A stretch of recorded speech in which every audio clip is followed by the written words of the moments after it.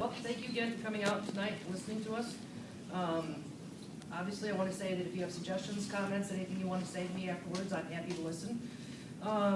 Everyone else kind of gave you their resumes at the beginning, and I'm going to go in backwards order here, and I apologize for that. But I have a degree in political science from the University of Wisconsin, Madison. I have an associate's degree in insurance underwriting, which gives me a great perspective on what risk is like.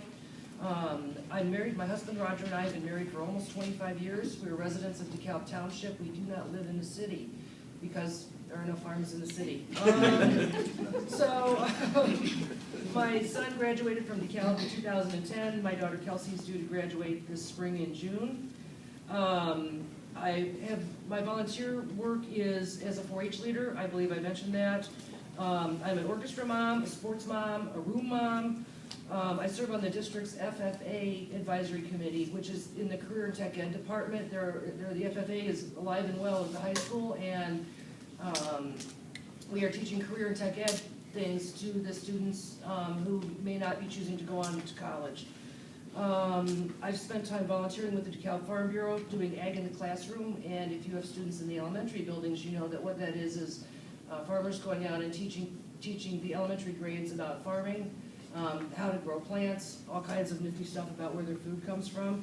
I've also hosted the Summer Ag Institute, which teaches teachers how to teach agriculture, and I served on the DeKalb County Corn and Soybean Growers Board for 4 years. So thanks for coming out. I would like to thank everyone for coming out. Of course, sitting up here in front of all of you sometimes makes me nervous, but at any rate, I didn't mention a lot about my education.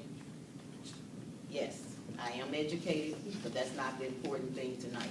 The important thing is whether or not I will be a good, excellent, superior board member. Whether or not I will take your concerns and bring them to the meetings and wedge or drive that nail. And I promise you that I will. I promise you that whatever parent comes to me, you can meet me in the mall, you can meet me in TJ Maxx, you can meet me at Jewel's, JC Penney's, wherever, Walmart, with your concern. You don't have to wait until putting the question in at the meetings. I will come to the meetings and I will raise your concerns. That's important to me. Your child is just as important to me as my child. Your grandchildren are important to me as my grandchildren. Your nieces and nephews, your friends, the community is an important community to me. That's why I came here 14 years ago, and that's why I have stayed. I came by myself, and from that time, my sister has built a house here, my mom built a house here, and my children returned with me. So I am a family-oriented person. I live in your community. I love the community. I'm an educator, and I am for the best education for all children. Your children, my children, and their children. Thank you. There are many issues facing our school district and other school districts statewide. Some of the issues facing our school district are projected budget deficits, reduced state payments, large class size, and transportation costs. Most importantly, inequity between schools. We need to determine where savings can be found in the budget without compromising the quality of the education. I support the following. First, keeping the current school configuration. Second, reducing class size.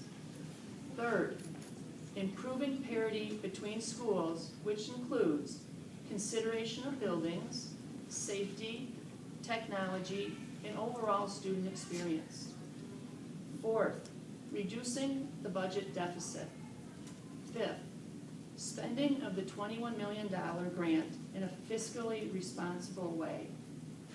And last but not least, improving the quality and efficiency of the district school bus transportation system.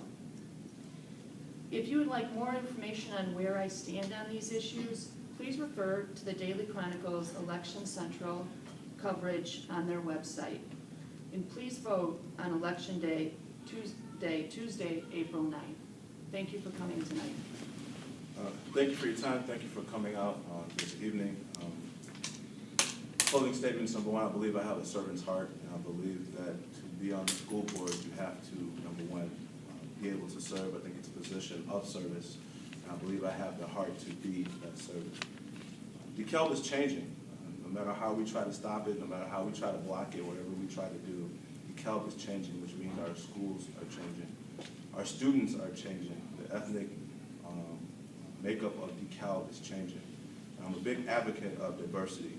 One of the things I've learned in working in corporate America, some of the most successful companies are those who are intentional about diversity. Brings a different perspective to the table, brings different ideas to the table. It helps to make sure that all voices are heard. And I believe with my experience, I believe with my education, that can bring some additional value to the school board as there's some tough decisions that have to be made moving forward. So I thank you for your time, and I ask for your vote on April 9th. Joe Mitchell for school board. Thank you all for coming out tonight and taking the opportunity to learn about who you're going to vote for next week. Next week at this time, the polls will be closing, and we'll soon find out who will be elected to the school board. I hope that tonight I have given you a better idea of what I will advocate for and how my decision-making process will be guided. I hope that my prior involvement in the community and my reputation speaks for itself and what I can do for this district. You know, when our petitions were due on December 26th, the state was in a different place. The funding is still horrible, don't get me wrong, but it's gotten worse since then. The governor has, you know, cut an additional 9% from general state aid. Transportation is going to be cut, and so there's going to be some really difficult decisions to make over the 4 years.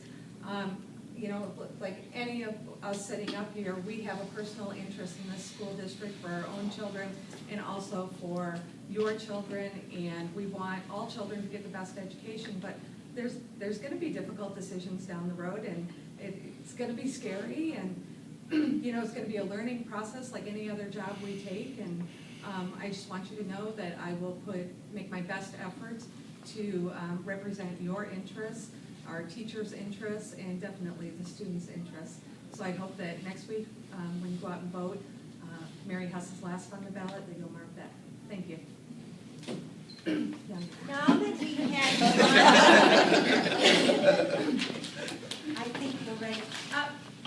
Thanks for coming tonight, and I think that I really want to thank the candidates for giving their time, and we can now make a better informed decision when we go to the polls. So thank you. There are some treats here. I believe this is very healthy pumpkin or banana. You can get your fruit tonight. Banana.